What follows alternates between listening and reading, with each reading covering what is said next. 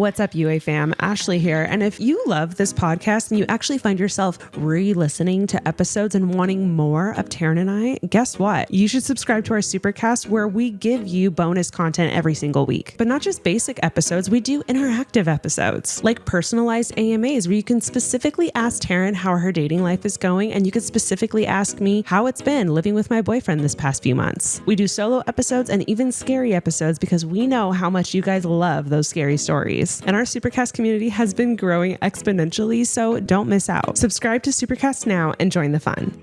I love when I pull up I always pull up my Tearing It Up and have it ready before we press record, so I can just grab my phone and go when we're ready to go. And I love when I pull it up and immediately start to laugh because it's that good. And I'm not going to read it right now. Obviously, it's not time yet. It's not time yet. Ash, it's not time. It's not time yet. But it's not time. Get excited because that's how funny it is. Yeah? Yeah, it's a good one. I'm excited. It made me giggle before we even got to it, guys. Not the giggle. Yeah, I'm looking forward to it. Giggle so is you such should look a funny forward word. to it too. I just realized the story I picked for today says Supercast. Hold on. Do you need a second? Are you not ready? No. I'm gonna just. What's lovely about Mandy going through our emails is I know if she put it in the folder, then it's good. Right. So right. And that's why we all love Mandy. I'm just not even gonna read this one until we honestly, read it I can just credit Mandy with my entire life because everything. I don't think I'd be here alive and well without her. That's a big statement. No, for sure. Mandy, wow. For sure.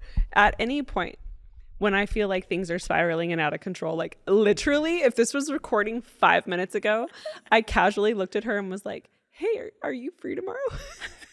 I need you. And she was like, yeah, what's going on? Maybe, what's going on? And I was like, oh, if you're free, I'm at a breaking point. Because whenever I'm starting to lose control or I'll be juggling things and I'll be doing good, and then whenever I start to I'm gonna drop one. Yeah. I reach out and I grab Mandy. She's always there. She's always there when you need her. She's always there, and she pulls me through. And yeah, so God bless me.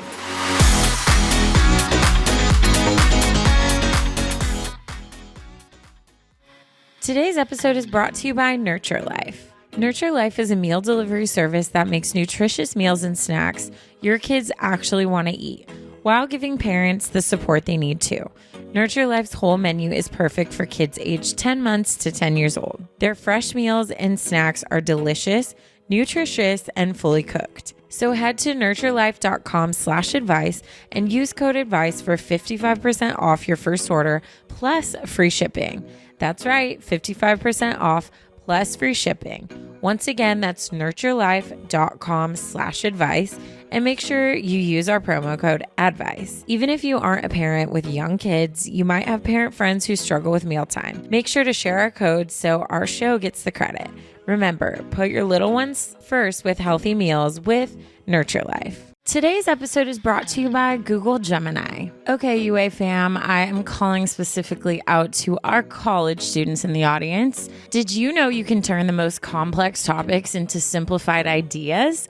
Or hours of research into just minutes? How about turning class notes into practice quizzes that help you get the big idea? With Google Gemini, you can do all that and more. You can even turn long reads into quick listens because what could be better than a podcast? When I tell you college was not easy for me, I had a really hard time taking all the information I was being given and putting it into a way that I could understand. And what I would have done if I had Google Gemini at my fingertips. I'm telling you, maybe I could have been a doctor.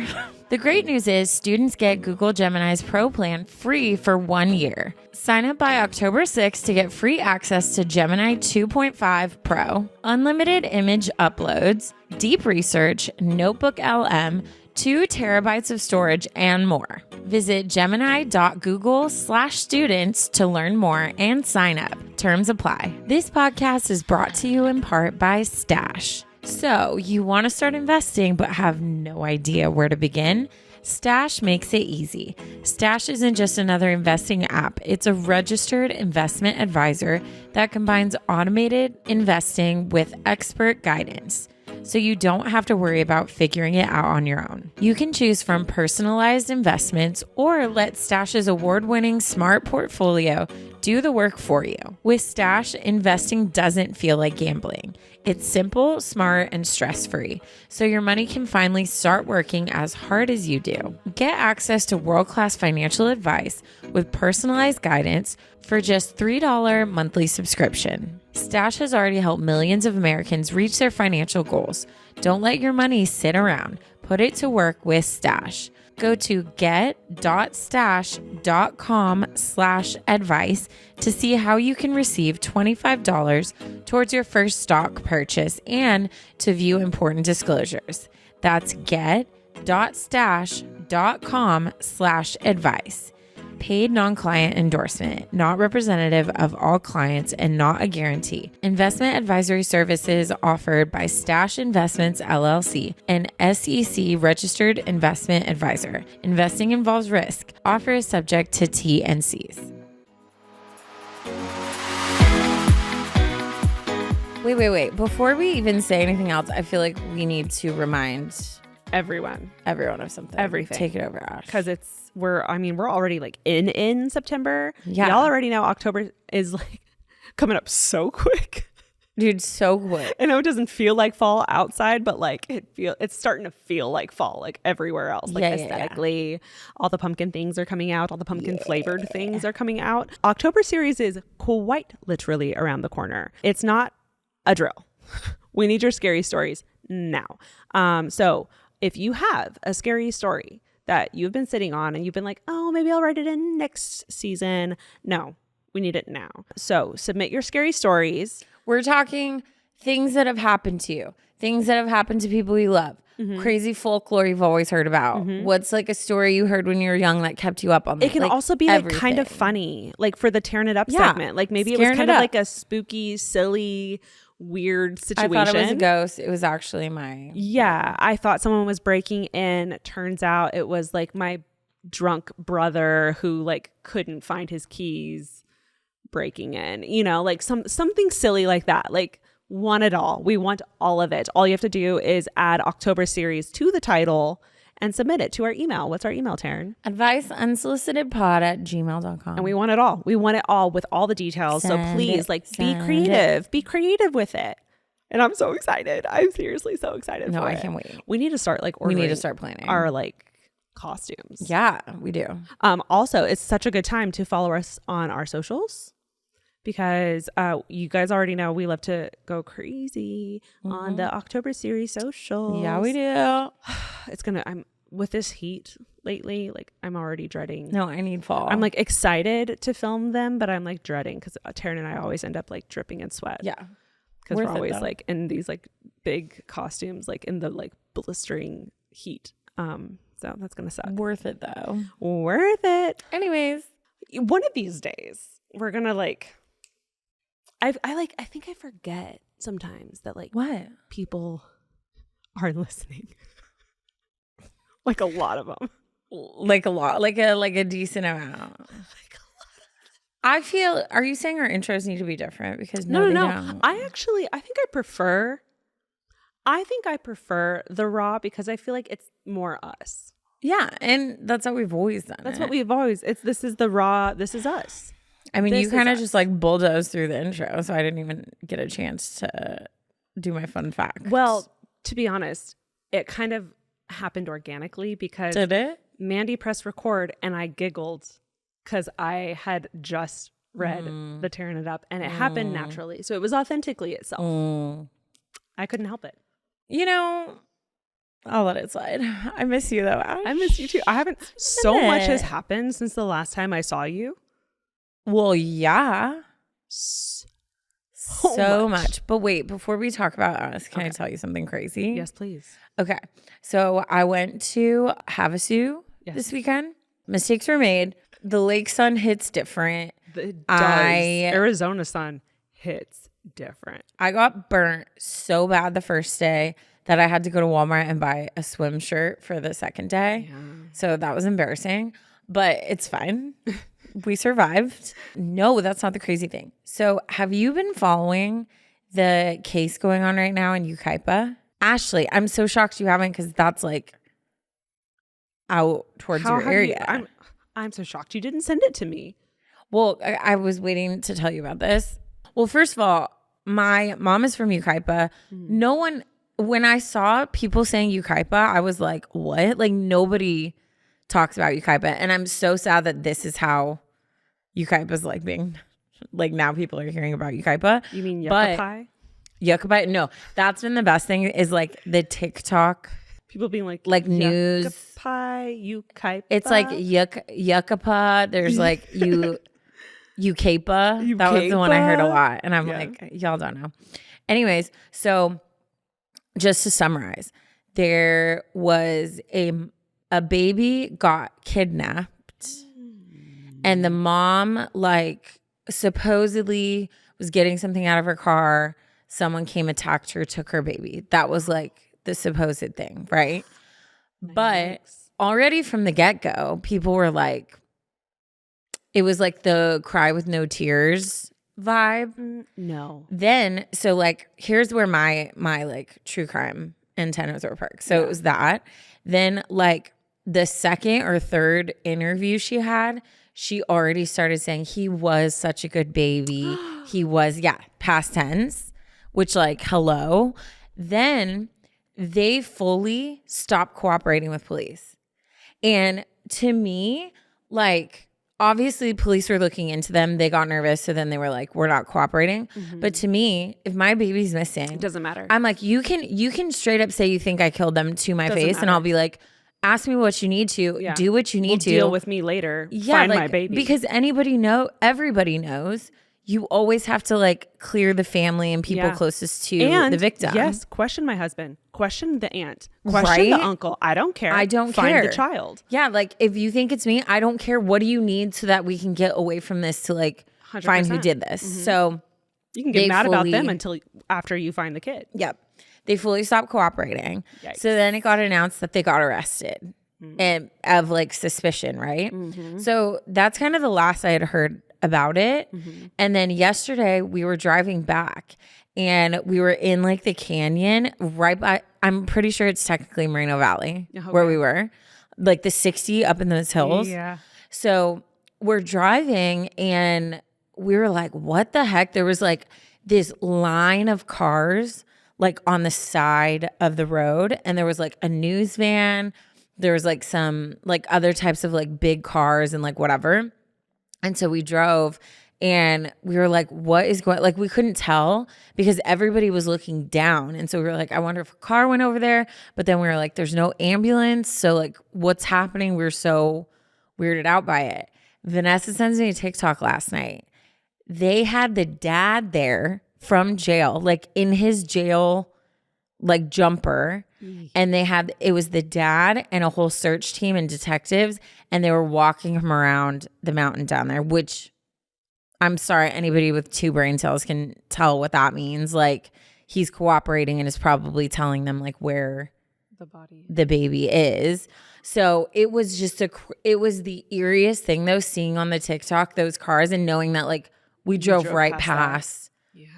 And then it just made me think of like all the times we probably are passing, like people who like, stuff like that. Yeah. Oof. But I don't know. I haven't heard any updates if they like found him or not, but it's just so sad. Like the whole situation is so sad. And like all this stuff is coming up about like the dad supposedly being like violent with like his previous kids. And it just makes me so sad because that baby had like no choice. Yeah. No who shot, he was born no defense into this world to. And I just hope they find the truth, they find him, and they punish those parents if they are the ones that did this. Oh man. To the full extent. But isn't that so? I'll send you the TikTok and then we can post it too. Absolutely. It's the eeriest thing because like I'm looking and I'm like, that's exactly what we drove past. Oof, yeah.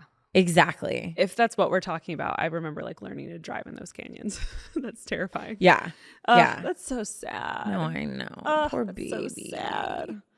But that's my true crime. I literally will like it's in the, not in like a dark way, but like I love watching that stuff and just like trying to like figure out what happened. I love listening to those podcasts. You guys know, if you have been listening to our podcast for like a long time, that's why we do October series stuff. It's fascinating and it's so interesting trying to like watching the mom specifically, like the like mentality of the lying and like the facial expressions and like all of these things that are hinting at like she's not telling the truth. So interesting. No, yeah. The body language behind it all. So interesting. Well, because usually like when I watch documentaries, or which I've been really into documentaries, I just watched Stalking Samantha, I think it's called.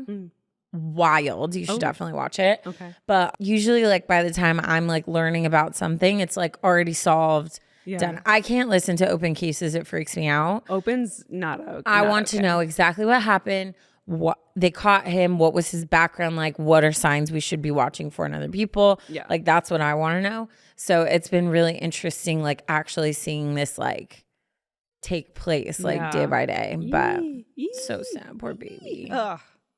Terrible. Poor baby. Anyways, wow. How do you shift from that? But let's give it a go, Ash. Oof. How are you? Oh, so good. I am honestly, I'm chaos right now. Like everything's a mess. I just moved from my apartment into my new place with Jackson. I was in New York last week and I got back on Wednesday. I had a bunch of work I had to do Thursday and I started packing my apartment. I kid you not, you guys. I kid you not, at 4 p.m. And I moved out of my apartment Saturday morning. Wow. We're out. Turnaround. We're like fully out. Like I started, like we had possible tenants come to tour our apartment and it was fully intact. Like I hadn't moved a single thing. I hadn't taken a single frame off the wall. Everything was intact at 4 p.m. And then I came back, actually it was probably at like 5. And I fully started. I literally like put my hair in a pony. I put my headphones on. I pressed play to a podcast and I went to town. And then my mom was in town because she was picking my sister up from the airport. And then she was staying at the house overnight. And she was like, do you want help? I was like, get over here. I was like, get over here. Let's do it, girl. Jackson got home from work and all of us just like went crazy. And we got it done in like a day and a half. And then we moved out. And then Jackson and I have just been unpacking like nonstop. We're so tired. And then I feel so bad for him. But night 1 in our new place, I slept terrible. And I think it's my first time living in like an old house. Oh, the creaking. It creaks like crazy. The creaking. And to preface, I've lived in old houses like growing up, but like I haven't lived in an older home since I moved out. Like they've always been like apartment buildings that were like newer, built in like the, 2000s. So this is the first time I've been in an old home in a while. And it's been so hot here in LA. So we had the AC blasting and that AC creaks like crazy. And it wasn't that I was scared, but it jolted me awake every single time it creaked. And so I jolted, woke myself up, woke Jackson up every single time.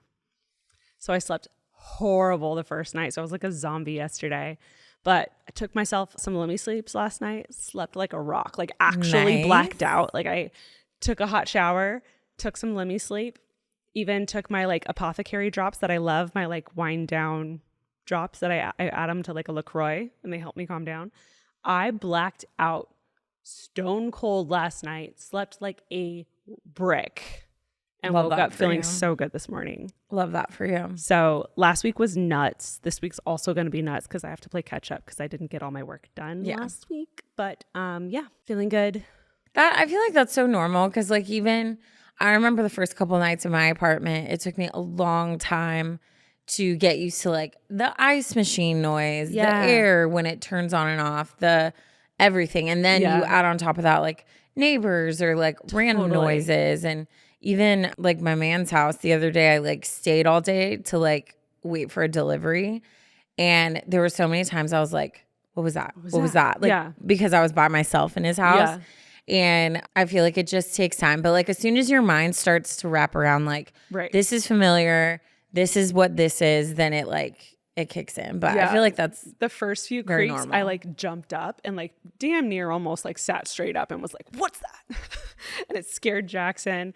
And then towards the end, he would just like reach over and like scratch my back. He's like, shut He's like, stop. Literally chill. And then finally he was like, don't you have earplugs in your nightstand? And I was like, oh yeah, Sure. Because I like forgot, like we still have some things at the apartment, including like my Let Me Sleep and stuff like that. So yesterday I had to like go back and grab things like that. And so anyways, we're fine. We are doing good. Everything's going great. We actually unpacked a ton and did so much work that I really only have like a little bit to do left. I'm very proud of us. So all good things.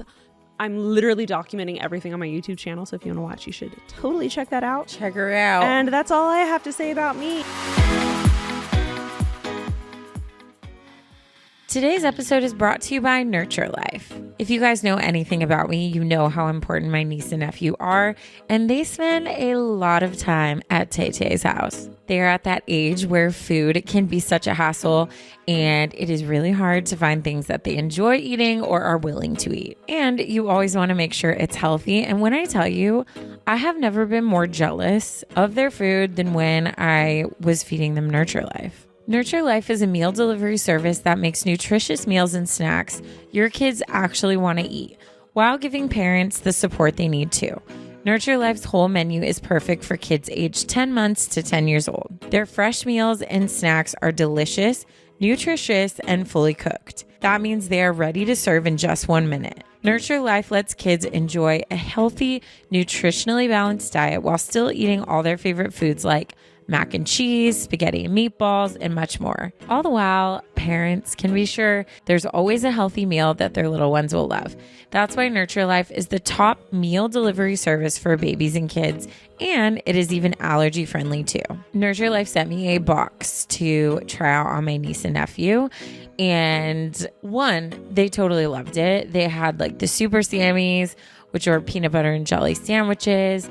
They had mac and cheese. They also had these little beef taco pockets that were so good. And there were a few left after my niece and nephew left. And I ate them and I love them. So how does Nurture Life work? It's simple. Choose from more than 50 varieties of nutritious balanced meals on their menu, from finger foods for babies and toddlers to kids' meals for older kids. Then Nurture Life does the cooking for you, and the fresh meals are delivered straight to your door in refrigerated packaging. Plus, along with full meal options, the Nurture Life menu includes on-the-go snacks and superfood smoothies so kids can eat well no matter what they're in the mood to eat. So head to nurturelife.com/advice and use code ADVICE for 55% off your first order plus free shipping. That's right, 55% off plus free shipping. Once again, that's nurturelife.com/advice, and make sure you use our promo code ADVICE. Even if you aren't a parent with young kids, you might have parent friends who struggle with mealtime. Make sure to share our code so our show gets the credit.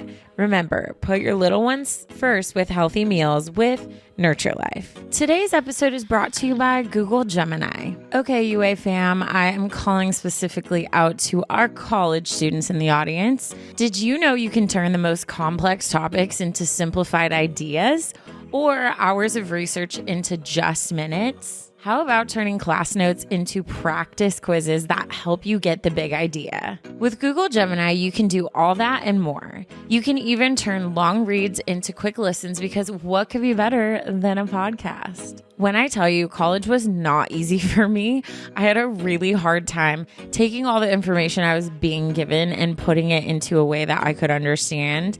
And what I would have done if I had Google Gemini at my fingertips, I'm telling you, maybe I could have been a doctor.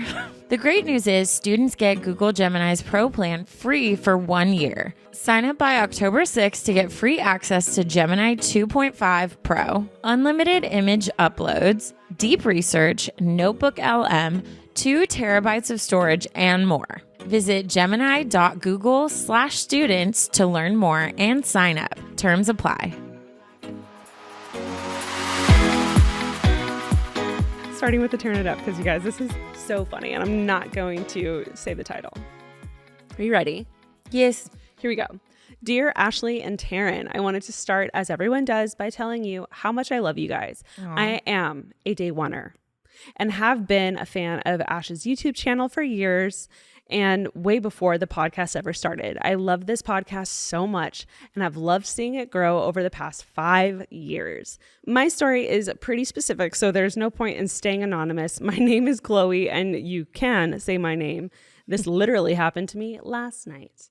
Me, my mom, my grandma, and younger sister, who is also a fan of the pod, decided to go to San Antonio, Texas for the weekend just for a fun getaway. Cute. I love that. On the trip, we decided to rent these electric trikes and ride them around the city. They are like electric scooters, but they have 3 wheels and they go about 30 miles per hour. My whole family rides motorcycles, and my mom has always wanted to drive my grandma. We figured a trike would be safer for my grandma than riding a full-on motorcycle. So we rented them for an hour and rode around the city. My sister was driving me and my mom was driving my grandma. Just around 30 minutes in, we decided to do a Chinese fire drill at the stoplight, which if you don't know how it works, at the red light, you all jump up, run around the vehicle, and then sit in different seats before the light turns green. My sister took my mom's spot, I took my sister's, and my mom took my seat. So by the end, I was driving my mom and my sister was driving my grandma. During this little switcheroo, the light turns green. The people in front of us start going, and the people behind us begin to inch forward. I got stressed, and before I could fully sit down, I started going. And for a full 4 seconds, we were good. Then the trike started going towards the right. I was driving, but it was like I forgot how it worked. I didn't know what was going on. I couldn't process how to turn left or just simply put on the brake. My mom starts screaming, Chloe, where are you going? Chloe.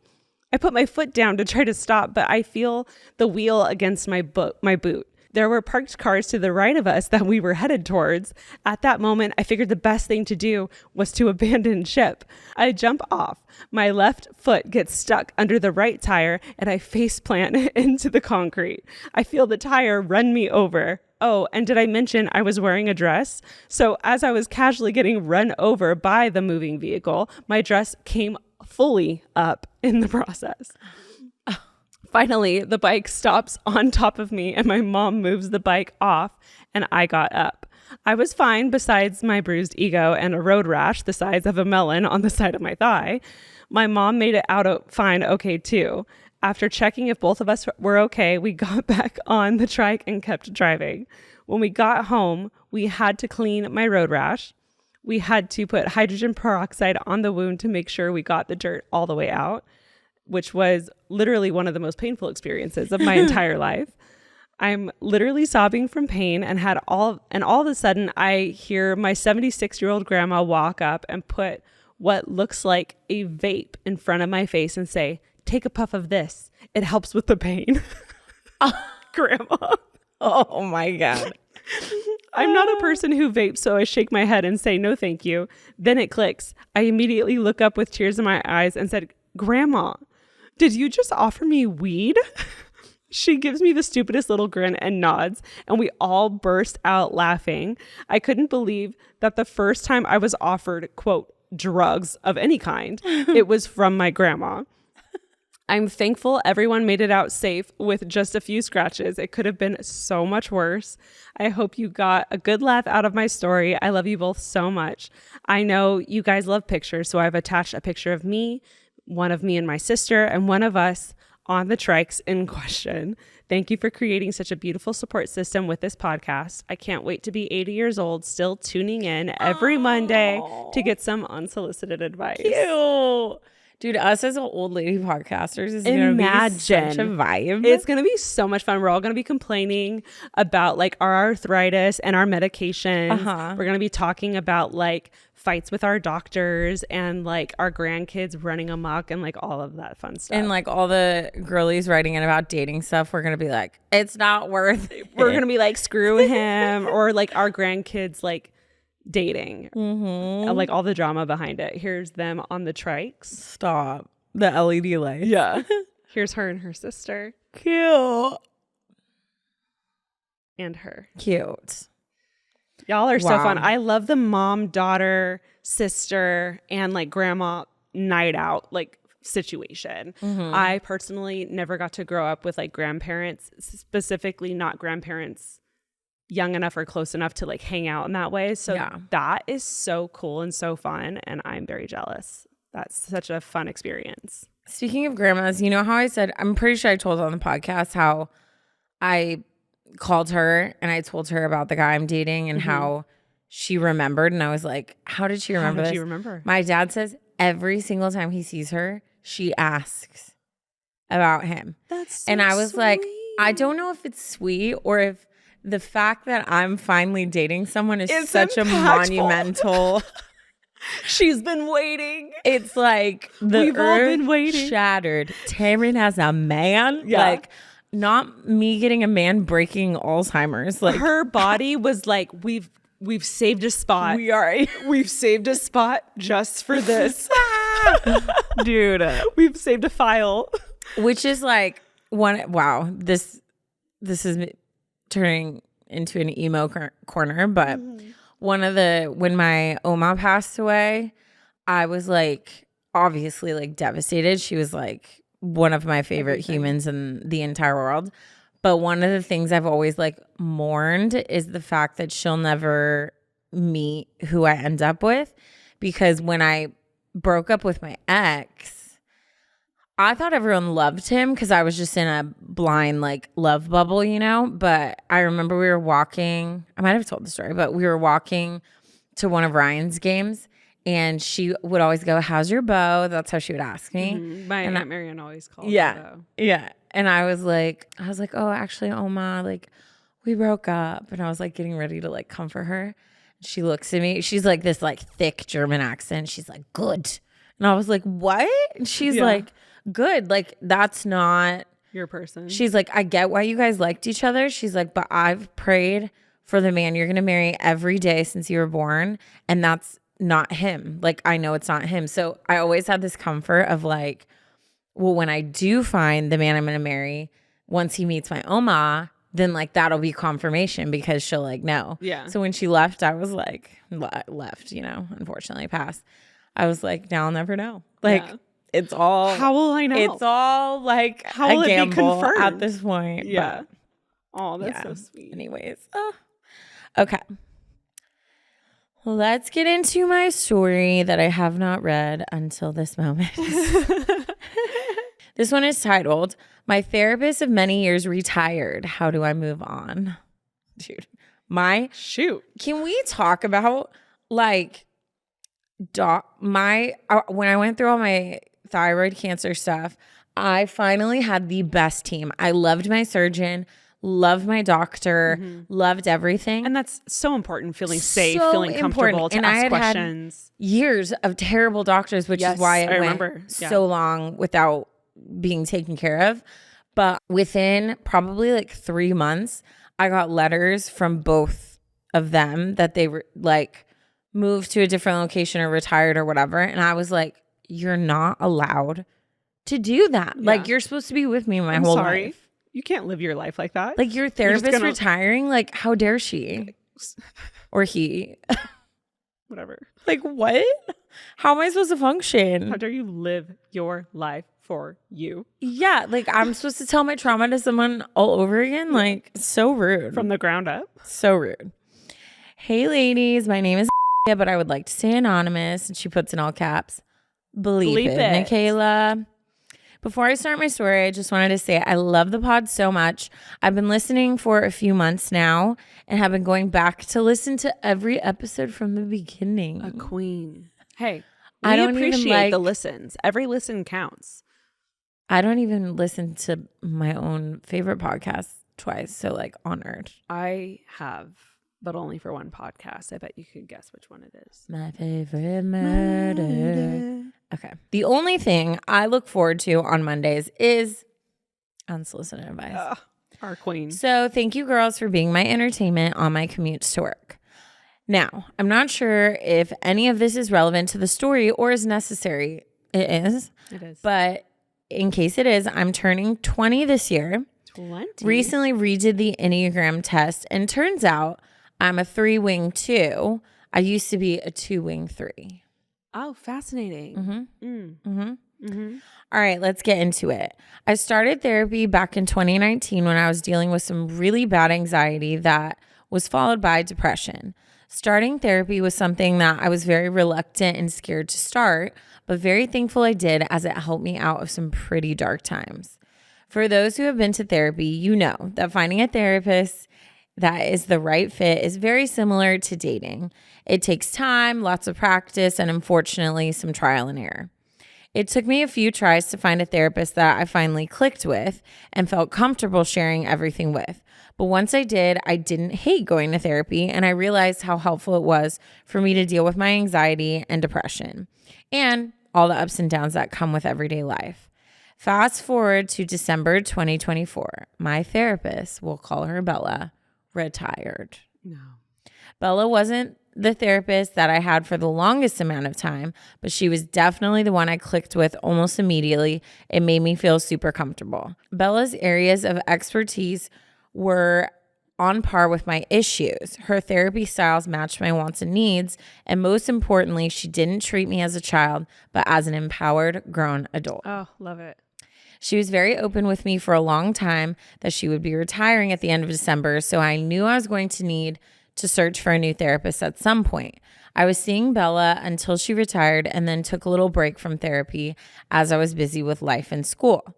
Eventually, I hit a point where I was ready to go back to therapy since I had some things I wanted to talk about and get some advice on. Here's where I need some advice.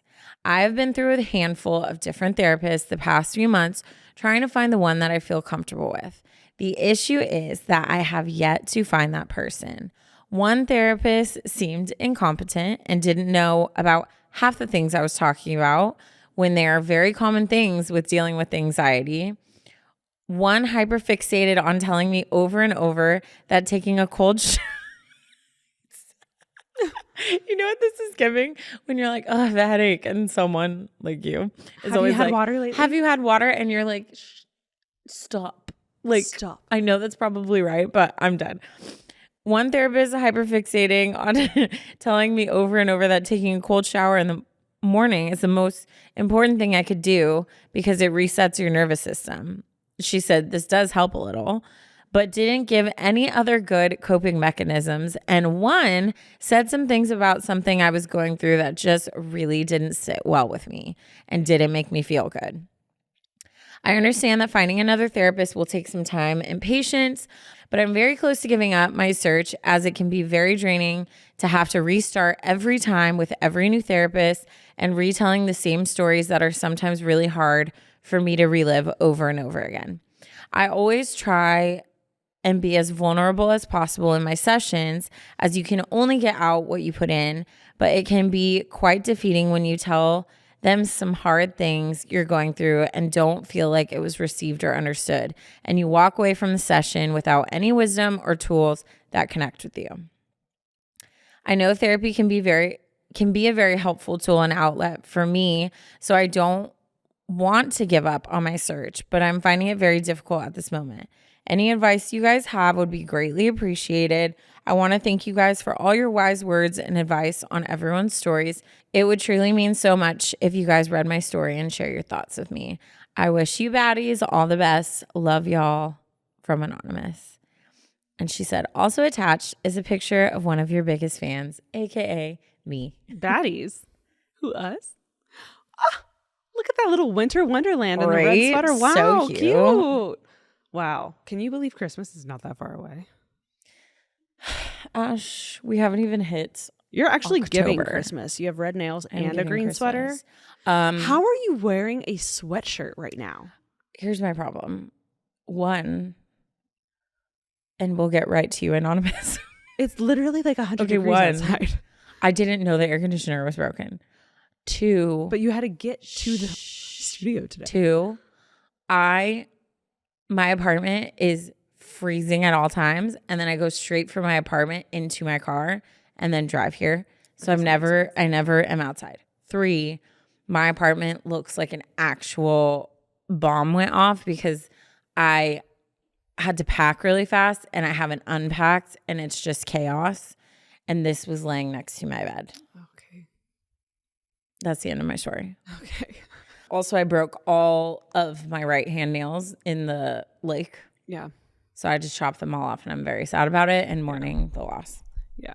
I literally was like, I'm going to like save money and do like short red for a while. And mine are so grown out. I was staring at them. They grew so fast. They're so grown out, but I'm not letting myself get a mani until I'm like fully moved and unpacked. Oh, yeah, because you're just going to break one anyways. Probably. Yeah, but like they're so grown out. They're bothering me. Like they're to a point where if I run my fingers through my hair, they kind of snag. Ew, that's the worst. And I hate it so much. That's the worst feeling. But I'm not letting, I will not get my nails done because it's pointless. But I'm at a point where I can't even look at them. I digress. This podcast is brought to you in part by Stash. So you want to start investing but have no idea where to begin? Stash makes it easy. Stash isn't just another investing app. It's a registered investment advisor that combines automated investing with expert guidance, so you don't have to worry about figuring it out on your own. You can choose from personalized investments or let Stash's award-winning smart portfolio do the work for you. With Stash, investing doesn't feel like gambling. It's simple, smart, and stress-free, so your money can finally start working as hard as you do. Get access to world-class financial advice with personalized guidance for just $3 monthly subscription. Stash has already helped millions of Americans reach their financial goals. Don't let your money sit around. Put it to work with Stash. Go to get.stash.com/advice to see how you can receive $25 towards your first stock purchase and to view important disclosures. That's get.stash.com/advice. Paid non-client endorsement, not representative of all clients and not a guarantee. Investment advisory services offered by Stash Investments LLC, an SEC registered investment advisor. Investing involves risk. Offer is subject to T&Cs. Back to you, Anonymous. Yes. Therapy. Okay. This is such a hard thing, and I can't even imagine. I've definitely been through that. I've cycled through therapists before, found ones that I could not stand, and then ones that I loved, and it is really hard. It's a really hard thing to have to reopen up about things.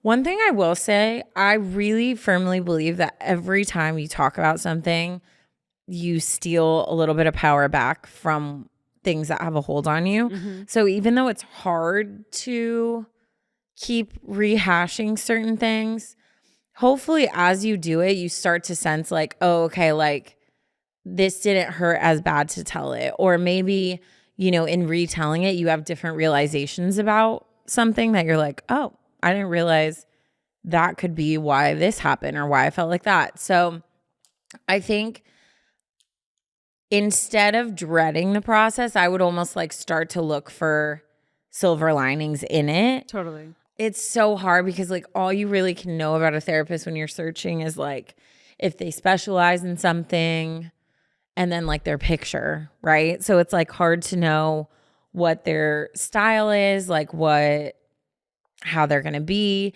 And unfortunately, the only way you can really know about that is by going and meeting with them. Mm-hmm. I feel I would not give up, but I think it might be something. I feel we forget to ask people in our lives, yeah. Just like you do with I mean, not me because I'm terrified of every dentist, but I hate my dentist, and do you guys have a dentist you love? That kind of thing. So you can ask friends about, if they have therapist recommendations. Unfortunately, I feel you just have to keep going through it until you find it. And once you find it, it's going to be worth it. I think you can protect your peace a little bit as far as maybe what you share in your first sessions. Maybe don't start with the hardest thing that you're going through. Start with kind of more basic things, updating on where you've been. It seems you're wanting someone, from what I'm hearing,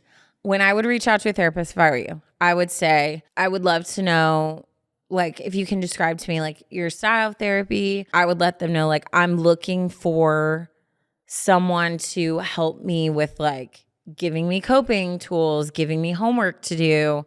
So like there's certain things you can like ask about before you get involved. And then obviously like specialties too. But it literally is so hard. And I feel like you're going to hate the process until you find the fit. 100%. I think you said it yourself.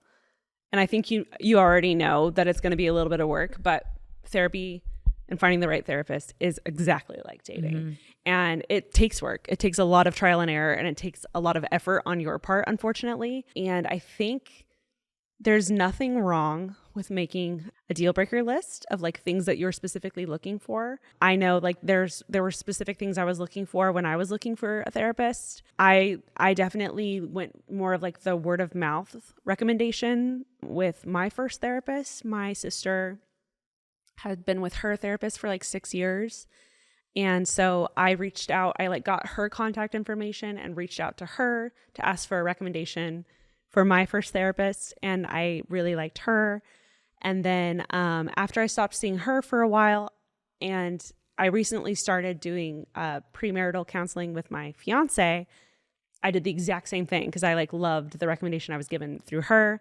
I reached out again to that same girl. I was like, hey, I'm looking to start marriage counseling. Never done this before. Like, would love your recommendation as well. So she gave me a bunch of recommendations. And I'm going to be honest, I did the exact same thing. Like, I made a list of things like I was looking for that Jackson and I were both looking for. And I think it was really helpful to kind of have like a visual list of specific things that we wanted in a person. Like we wanted someone local. We wanted Jackson's mixed. I'm white. Our kids are going to be mixed. We wanted someone that was mixed so that we can have like a really good conversation about that could see like both sides. And we wanted someone that was like religious, that could have like a religious conversation with us, that wasn't too religious. I don't even know how to like properly word that. Yeah. Like someone who's maybe not like straight up like, oh, I am a Christian therapist that works only like, but someone who it's like, yeah, I'm a therapist. I also am a Christian. So like I can mix that in as well. Because after like our first preliminary call with her, she like didn't like define herself as like a Christian therapist, or she's a Christian therapist, I think technically like under that umbrella, but like didn't like specialize in like Christian therapy. Yeah. So like we could have like an open conversation about religion, but it wasn't forcing like the Bible or Jesus down your throat, which I loved. So we can have like a good like open conversation about that. But we had like a whole list of things that we were looking for specifically. And it was so great to be able to have a visual list so that when we had our call with her, I don't know about you guys, but when I have calls with people like this, whether it's work or personal things, I tend to black out. Mm-hmm. And I can't remember what it was I wanted to ask. Even doctor visits, I'm like, oh, I had a question and I can't remember. I love a list. I'm a big list girly. So it was so great being able to be like, oh, I was looking for this.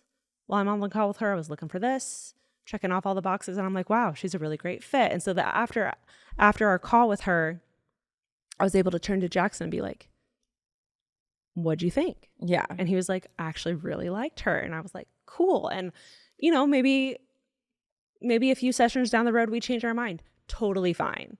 Like maybe there's something that we talk about or something she says that we don't really vibe with. Totally fine. Like we can pivot.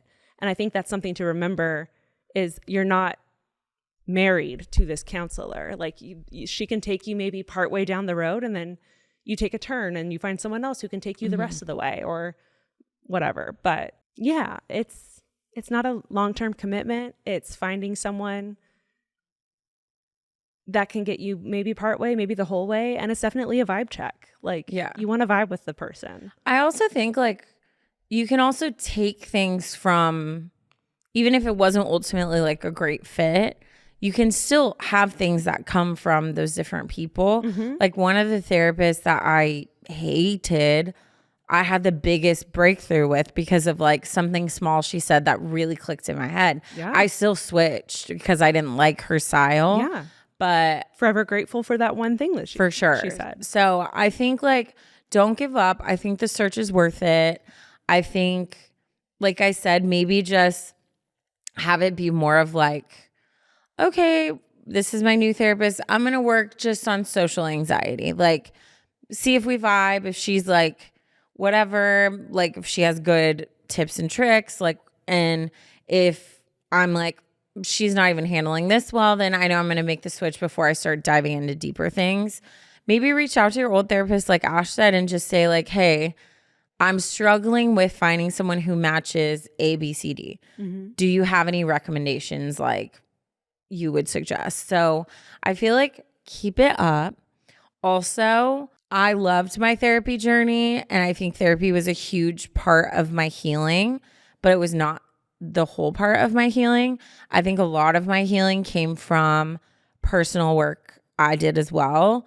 I was reading books. I was listening to podcasts. I was looking up articles. When I was really struggling with anxiety, I went and read probably like 10 articles on like tools for anxiety and highlighted just through those articles 5 that made sense to me in my life and put together my own lineup. So I think there's still ways that you can be working on yourself and like pushing forward in the meantime of trying to find someone to like help you along the way. Totally. So, and speaking of podcasts, Brene Brown's, Mel Robbins, whatever it is that you're struggling with, just type in that word in their podcast. Tons of episodes are going to pop up with specialists that they have conversations with. Speak, Ashley. And just listen to all of them. Cannot recommend them enough. Yeah. Both of us are obsessed with them. So that'll be helpful. And something I've done tons of times with my therapist have been like, hey, like I feel like we keep coming up on this specific topic. Do you have books that you recommend that I can read like on my own separately to like help with this too? Yeah. And they'll be like, oh my God, I love this one. Like I'll send you a link and you'll thank you. And you don't even have to pay for that. And they'll be like, they recommend this book. Awesome. Great. Yeah. Easy. You got this though. I really feel like you'll find your person. And I think the most important thing is that you're like wanting to work on yourself. Like that's like, if you have that desire and that motivation, like that's the hardest part. That's the hardest part. That's the first step. You've already done that. So congratulations on getting there, getting that far. You got this, girly. Girly. Okay, let's go ahead and get into my story today. This one is titled, When Does a Partner's Opinion Cross the Line? Always. No, I'm just kidding. Every single time. Hi, Ashley and Taryn. I absolutely love the pod and quite literally look forward to every Monday. I would like to stay anonymous, but my name is bleep it, Michaela. I'm 20 and an Enneagram 6, and I'm a month away from graduating college. Congratulations. That's massive. I am also in a relationship. We met online and have been basically attached at the hip ever since. Almost 2 years now. We can call him Matt. It should also be noted that this is my first boyfriend ever, so it's all been very new territory for me. The first year of us dating, we were at the same college and spent nearly all of our time together. Then we've been doing long distance for the past year since he graduated and moved back home. Socially, I very much keep to myself and am extremely introverted. I have always struggled with making friends and keeping them. I went through a bad, toxic best friend situation at the end of high school and basically isolated myself from those friends and used college as a new start. It definitely helped me branch out and gave me a couple of my closest friends. Since meeting Matt, I quickly grew to wanting to spend all of my free time with him. Especially now with being long distance, I feel bad going out at night or being in larger groups where other men might be present. We've both been upfront about our trust issues, and I never want to do anything that would make him worry. Here's where my dilemma starts. Whenever I bring Matt around my friends, it has seemed like he often has something negative to say. It started with the closest person I have to a best friend, and while I don't condone some of the choices she's made, mostly involving men, to each their own, Matt has been very vocal to me about his dislike of her and what he's heard of her history. There have been a few smaller but similar incidences with some of my other friends where Matt seems to make negative comments or even just take things they say the wrong way. I hate conflict, but when he says something negative, I do my best to defend my friends, though it usually doesn't change anything. I didn't realize it until recently, but I think his opinions have influenced me to pull away from some of my friendships within the last year or so. I don't like that it has, but I also do value his opinion and want our relationship to be as strong as possible. What advice do you guys have for balancing my boyfriend's opinions with my own friendships? How can I tell if I'm compromising too much in my relationship? I'm aware that I seek far too much approval from others, but what can I do to stop doubting my own opinions and putting others above mine? Any advice is greatly appreciated, and I have attached a photo of me and my boyfriend. I love you both so much. Love, Anonymous. Okay, well, I'm just going to dive right in. Like right off the top, I don't love the way that you worded how he views your best friend. And I think it's interesting the way that you worded it, because I feel like you worded it honestly. Mm-hmm. Like you said, what did you say? It has seemed like he often has something negative to say. It started with the closest person I have to a best friend. And while I don't condone some of the choices she's made, mostly involving men, to each their own, Matt has been very vocal to me about his dislike of her and what he's heard of her history. Here's the thing. The very vocal is wild. Yes, I understand. Very vocal is wild, period. Underline, exclamation point. I understand having a dislike of her history, because like everyone has a history. Some pasts suck, some pasts are wild, whatever. Having a dislike of her is like kind of nuts, considering that she is your best friend. Well, and I think she touched on it because they have trust issues. A lot of times if someone has like massive trust issues and they see a wild card their friend. person hanging out, they're assuming she's going to put you in weird situations. She's always talking to guys when you go out. So like that means guys are around you. So it's more of a projection of trying to control that like you don't also participate in that. But I don't know. I feel like when I was younger, like my first relationship or situationships or whatever, not me choking on the word situationships, it was a lot more like that. Like your friends also were like their friends, and you're very like, your lives are like almost too intertwined. Whereas like the older I've gotten, the more I feel like your partner, obviously you want them to like your friends and respect your friends. But I think also like your partner's job is to like support you in your life and maybe like bring up if things are concerning. But to me, I think it would be more valid if she treated you terribly and he was like, I don't like the way she treats you. Right. I don't feel like that'd be different.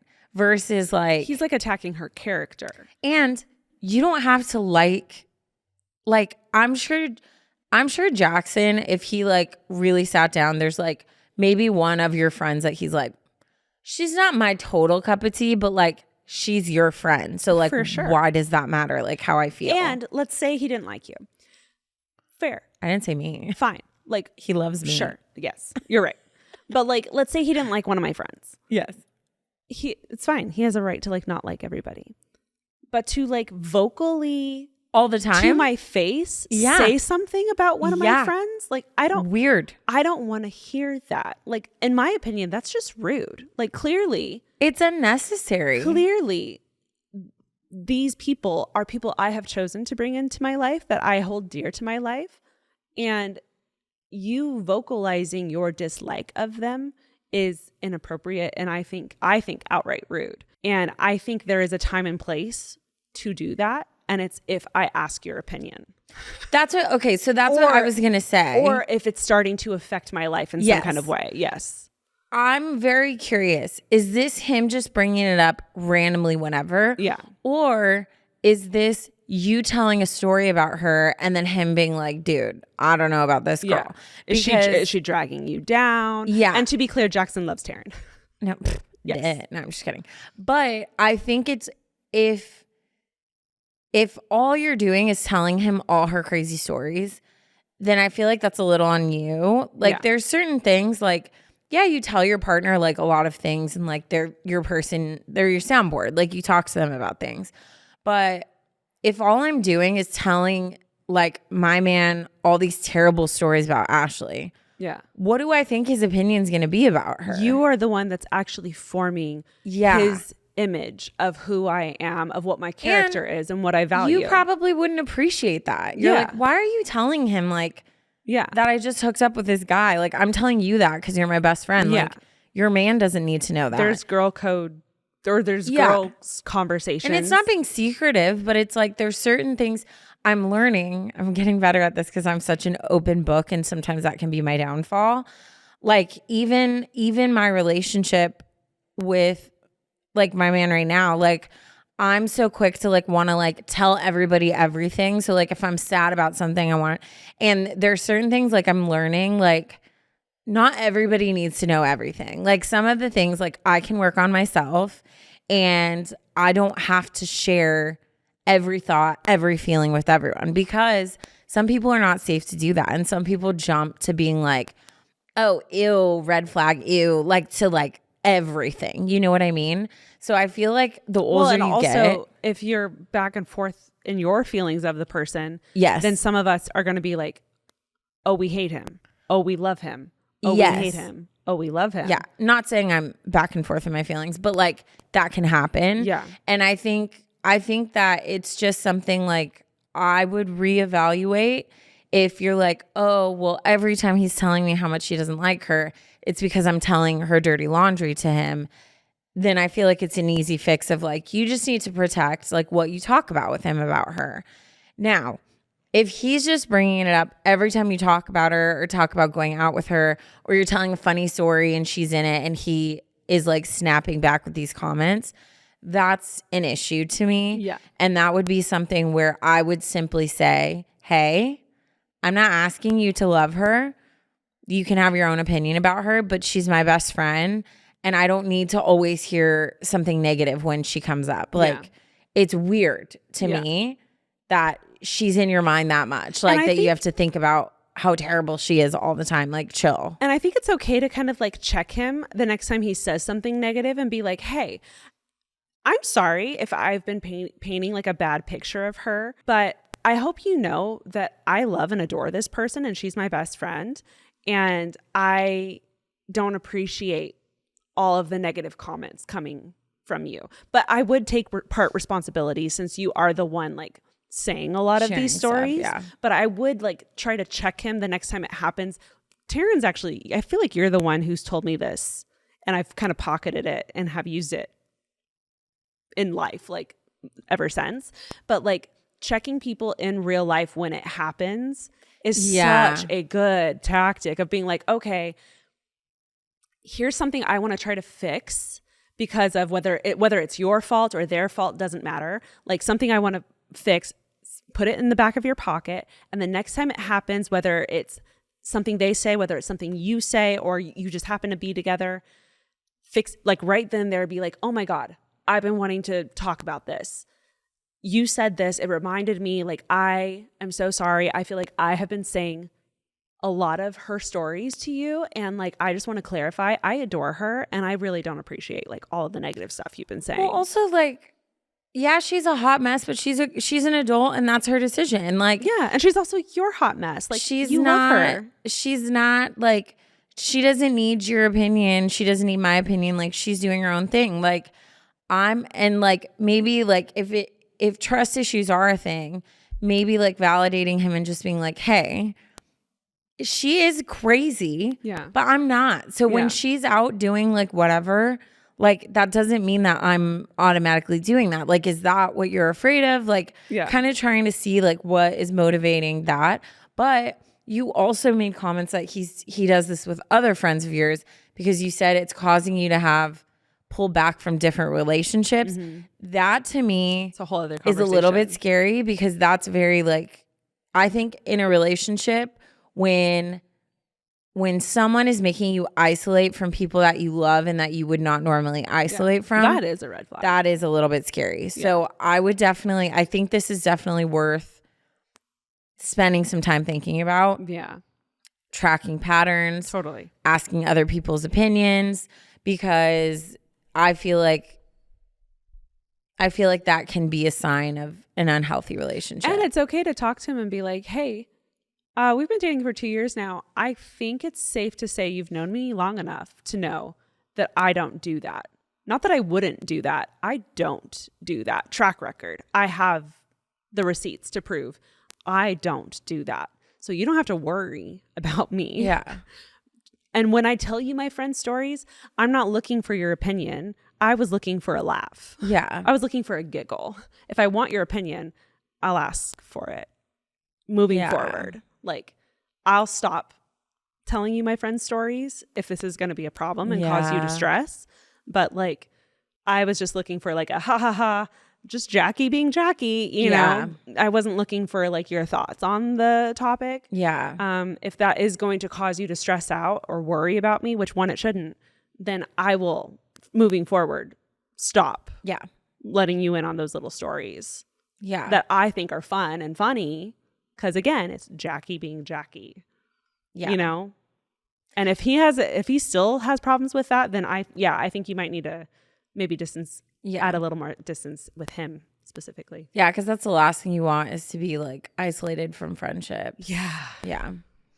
Oof. But yeah, that's a lesson I've been learning. Mm-hmm.